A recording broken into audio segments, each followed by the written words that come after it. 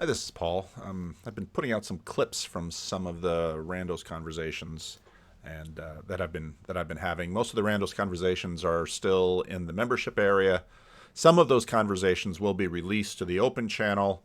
Everything depends on sort of me managing the amount of content that comes through the pipeline, because the pace of content coming out impacts things. And also holidays are coming up, and I sort of try to store some things for the holidays when I'm perhaps making less videos. Maybe I'll make more. You never know. All sort of depends how the holidays roll out in terms of church work and family life.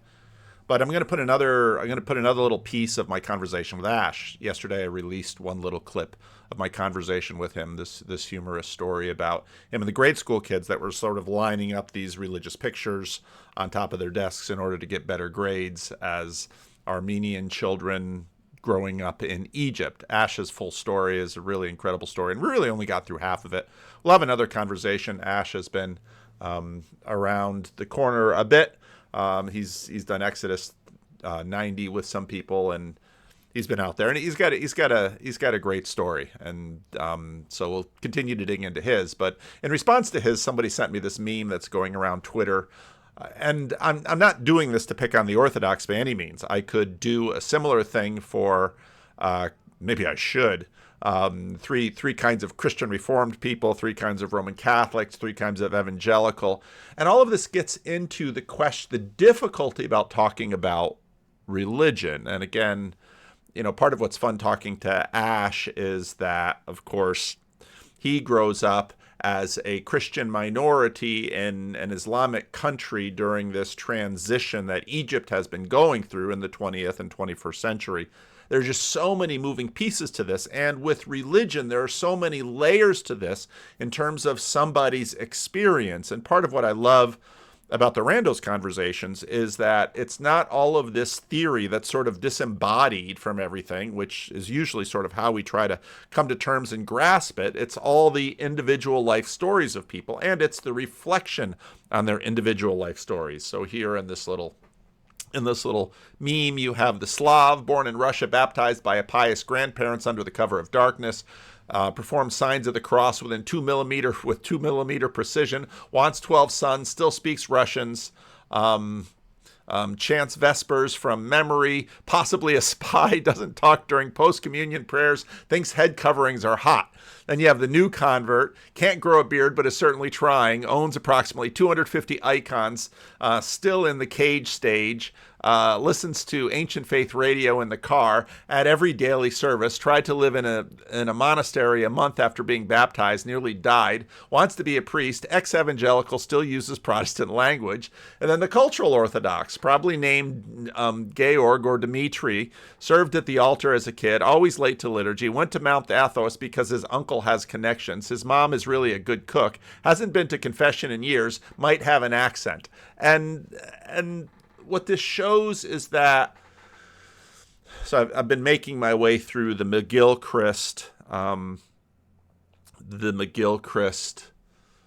Vervaeke Smachtenberger video, which is just so chock full of so many good elements that can sort of be brought out and used, that when we talk about someone who is Orthodox or Christian or Muslim or Jewish, there's just so many layers to this and so many things. And then in some ways, we have to use these big terms. This gets at sort of Jonathan Pageau's major project, which he's walking out in his Daily Wire thing. And again, for those of you who don't have Daily Wire, you're not missing much in terms of Pageau's stuff.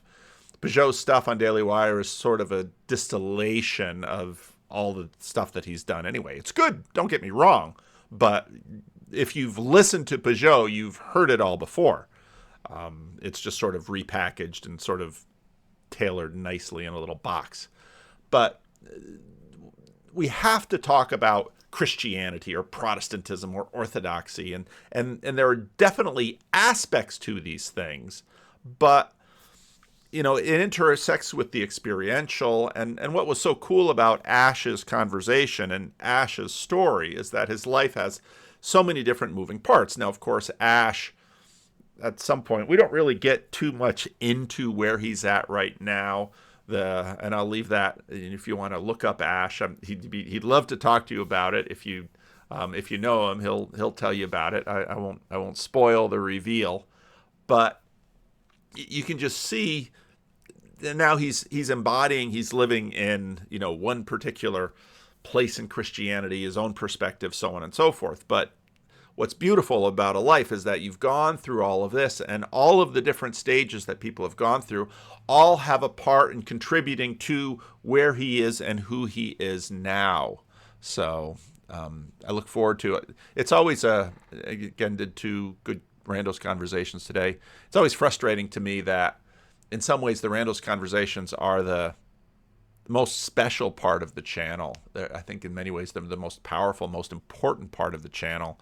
But it's just a function of our attention that people don't necessarily want to sit down and listen to the story of a rando's life if they're never going to meet him. It sort of fails the relevance test. So I just wanted to post this little thing before I share this clip with Nash. And part of the reason I share these clips is because I know that these clips help give people a sense of, ooh, I'm interested. This guy's kind of interesting. Maybe I want to hear more of his story. And then if you hear more of his story, maybe you'll participate in the community a little bit better, or maybe form an estuary, and just invites people to get down to the embodiment. But now, of course, you can't participate with all of the randos that come across the screen. That's too large a thing. But maybe they're just invitations to get out from behind the screens and get into a room with real people across the way and develop a relationship and a community, so on and so forth. So I don't know if I should include this with, I'll connect it. Maybe I'll post it both ways. I don't know. I'm always playing with the channel, as you can tell, putting little short things out, putting big things out, and watching the algorithm and saying, okay, what did people watch? What thumbnail worked? And not necessarily just to sort of game the system to gain a big audience, but always looking at it in terms of, okay, how did this pan out in terms of what I'm really looking for, which is helping people develop communities with one another. So the Armenian school is run by the church. So the bishop comes every year in the beginning of the year, and he sits down and he gives a lecture, and it's always the same lecture. I mean, you would expect the guy to say something profound, something really religious, spiritual. No, it's the same picture. He goes, could you imagine a doctor going to see his patients without his medical bag? Could you imagine a soldier going to the military without his gun? Well, likewise, could you imagine you coming to school without your books? Make sure you bring your books. What is this? This is ridiculous. Like by the time I was 7, I'm thinking this is getting old. Y'all have graduated to the pictures to game the system, the book stuff. That's you don't have to remind us about that. So eventually, the other thing that happened, because this is a religious school, shall we say, they would take us on certain holidays, they would take us to the church for services, for something significant happening during the week. And so we would get in the bus, we'd go to church, and we would have the service, and there'd be almost nobody there except for this one lady, very frail looking, very petite, very small, very old. And she would be like really into this religious service, and she would have like her scarf on, she would be praying and just really seeking after God. And my impression of that as a little kid was like, she's weak. Like, she can't handle life. That she needs to do this groveling and this worship to just survive for her day. Like, that's not attractive. Huh. That was just my impression of yeah, religious fervor equated to weakness of character, or just fortitude, let's say. Yeah. And then we would be given communion at the end. And in the Armenian system, right, there's the chalice, and then the guy would take the bread and dip it, and then he would stuff his fingers in your mouth. I mean, it's just, amazing. So we would take this bread, and we'd show up to the school bus to go back to school, and somebody looked at me and said, where's the bread? And I said, I ate it. So what do you mean you ate it? He gave you a big piece, didn't he? Yeah. Well, did you chew it? Well, yeah, I chewed it. You chewed the flesh of Jesus? Are you nuts? And we are having this very deep, very serious theological debate about, can you chew the flesh of Jesus or can you not? And I was just really distraught by this. And I was like, okay, so what do? You're supposed to leave it in your mouth until it just dissolves? Yeah, absolutely. And the other thing too, religiously speaking, when you take communion, you're supposed to fast. So you're not supposed to eat anything. And my parents never really wanted to adhere to that rule. But then at some point, when you get old enough and there's peer pressure, you say, did you fast? And you can't lie. You're like, yeah, I definitely fasted. So Mom, I'm not having breakfast. I can't do it. We're getting communion. And you go to church, and of course, you're hungry. You haven't eaten for like 14, 15 hours, and you faint. And I've done this several times to the point where people were concerned about my health as a like, what's wrong with this kid? Like, I fast. I'm taking this seriously. But honestly, Paul, I had no idea who really Jesus was, except Hmm. the title Son of God.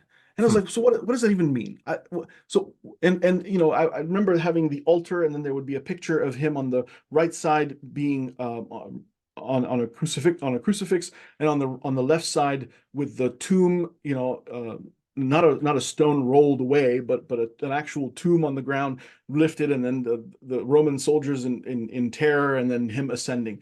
I'm like, what does that have to do with me? I don't understand. Why are we here? Why are we doing this? And I also remember that the altar was like really holy and really serious, and you don't mess with that place. You don't run around there. You take it very, very seriously. And one day they decided to do foot washing. And in the Armenian church, when you do foot washing, you don't do it for the adults, you do it for the kids. Hmm. So the kids are supposed to go up there, sit in the chair, and get their feet washed by the priest, and then you move on. And it's like a wonderful thing. Okay, so first experience doing this, I'm 12 years old. I go up there. I am so nervous because I am in the what they call Holy of Holies. This is a very serious place. You don't really, like I feel like I'm just gonna, ruin something and ruin my life, and it's gonna be awful for me. So I'm really nervous, and I'm acting very nervous, and I'm trying to figure out, what am I supposed to do? Where do I sit? When do I sit? And the priest, who's getting frustrated at me, goes, "What's wrong with you, kid? Are you in Armenian, we use the word bagases, as in, are you diminished mentally? Is there something wrong with it?" It's a very insulting word. And I'm thinking, we're in the Holy of Holies. You're right in front of the altar. This is where you do the whole communion prayer thing. And you just insulted me in the presence of the Holy of Holies? This is this is unbelievable. So this is my understanding of religion. Very superficial, Yeah. very much, superstitious, Yeah. very much of like, rub the genie and then some Yeah. good things will Yeah. happen for Yeah. you type of Yeah. religion. So that's my understanding of religion. And